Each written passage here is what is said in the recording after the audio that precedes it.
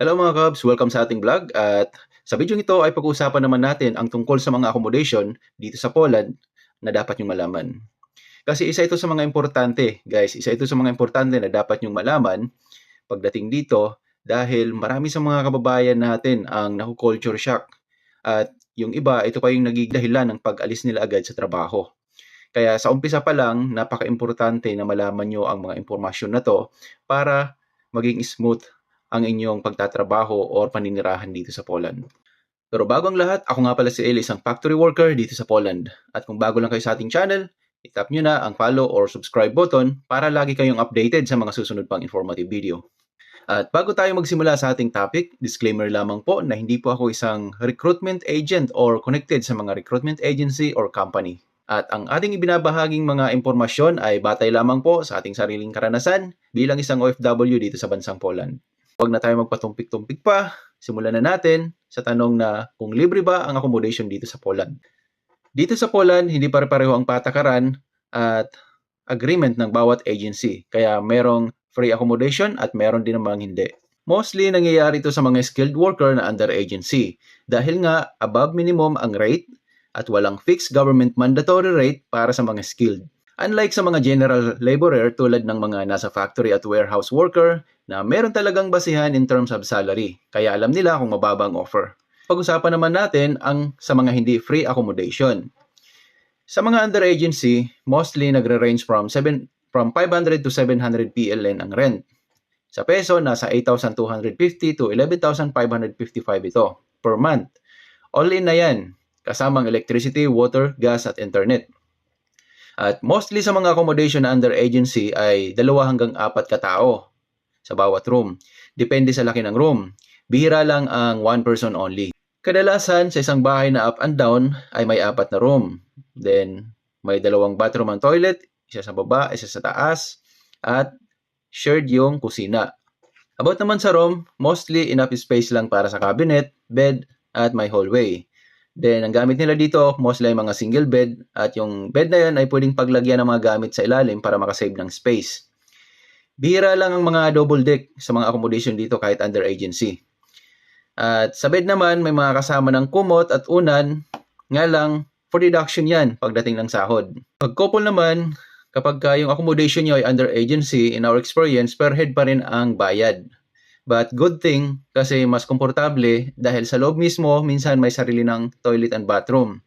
Pero shared pa rin yung kusina. And lahat ng accommodation dito, mapa-agency man yan or live out, may mga kasama ng appliances yan tulad ng washing machine, microwave, refrigerator, minsan may TV na rin, may gamit tulad ng plato at iba pang mga common na gamit sa kusina. May heater na rin para sa winter. I advise na magtanong rin kayo sa employer about sa accommodation, especially sa mga babae.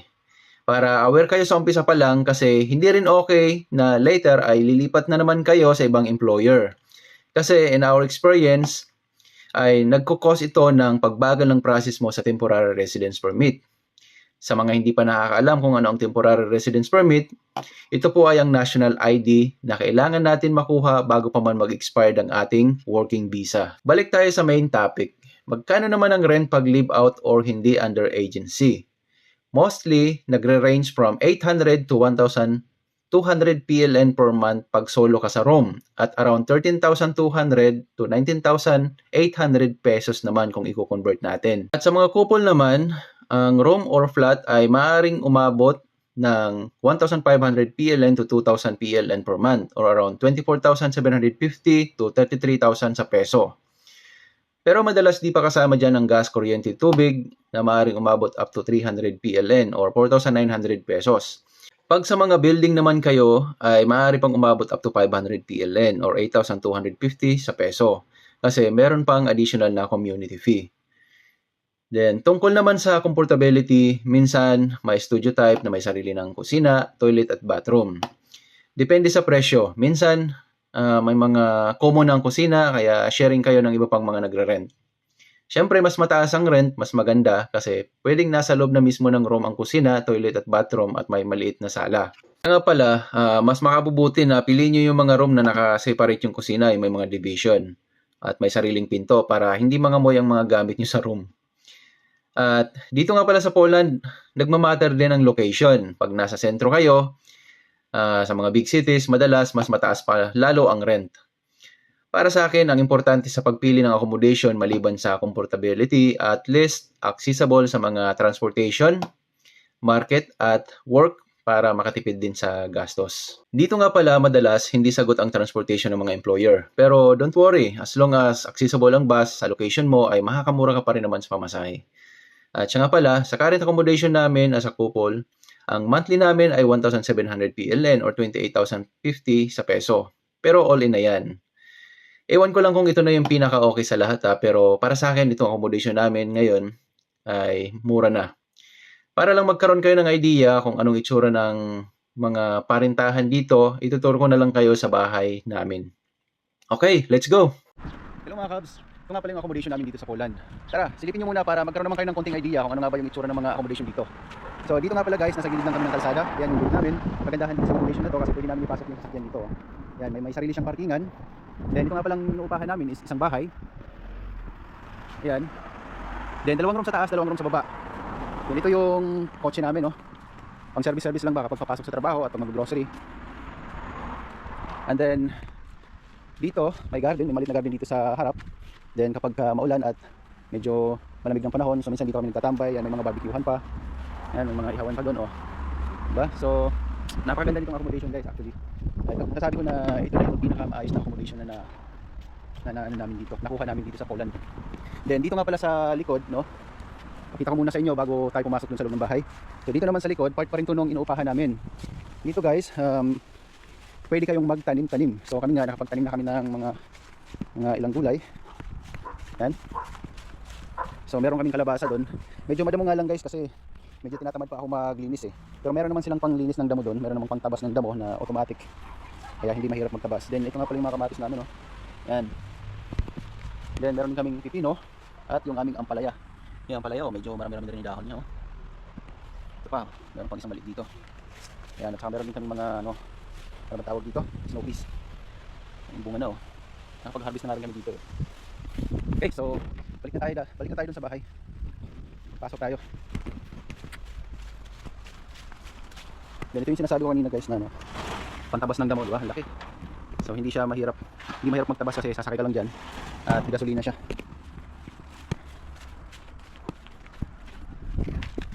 Meron din pala kaming maliit na garage dito.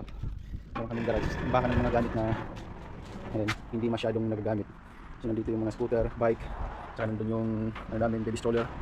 Itong isa patabas dito ng damo, ito yung mga ginagamit namin dito sa harap. Then pasok na tayo. Unahin natin dito sa kusina. Yan. Dito sa pagpasok, merong malaking salamin. At dito pwede kayo maglagay ng ibang mga gamit. Yan, mga sapatos. So, most of the time, yung nag-occupy dito is yung mga nasa baba na room. So, ito yung room na Bro Joey. Yan. Kagandahan niya dito guys, puro kami mga Pilipino. So, may isa pang room dito, sa may bandang kusina. Kay paring Mark. Then, ganito naman yung tsura ng kitchen namin. Ito yung kusina. Yan, may mga lalagyanan ng mga plato. Yan. Yan, ito yung lutuan namin. Yan, dito, mga lalagyanan pa ng kaldero. Diba? Mga lutuan. Then ito naman yung lababo namin, medyo maliit lang pero okay na, saktong-sakto sa pangangailangan. Then ito yung patuyuan ng mga plato at saka baso. Diba? Dito yung dishwashing. Yan, yung mga chemical panlinis namin. Pag nangupahan kayo, so kasama dyan yung microwave, refrigerator, at saka yung lutuan. So very common yan kapag nangupahan kayo, automatic. Pero itong bread toaster na yan, sa amin na yan. And dito sa baba, meron isang malaking CR. So ito yung CR namin dito. O, diba? Then nandito rin nakalagay yung washing machine. Diba? Okay, then ngayon naman akit tayo sa taas. Akit tayo sa taas. Then dito sa taas, ang room namin. Yan yung room namin. Ito naman yung pang single na room, pang isang tao lang. Kaya Richie. Then ito pa yung isang CR dito sa taas. Ayan, doon may bathtub. Then parang hindi na bumaba kapag magsi-CR. And then ito naman yung room namin. Yan. So, okay, sakto lang yung laki ng room namin na to. Hindi siya maliit, di rin naman siya sobrang laki. So, may mga cabinet na rin. Pasensya na, medyo magulo ng konti. Kasi kakatapos ko na maglaba. Then, minsan dito na rin kami nagsasampay kasi mabilis naman matuyo. Yan. So, meron kaming cabinet.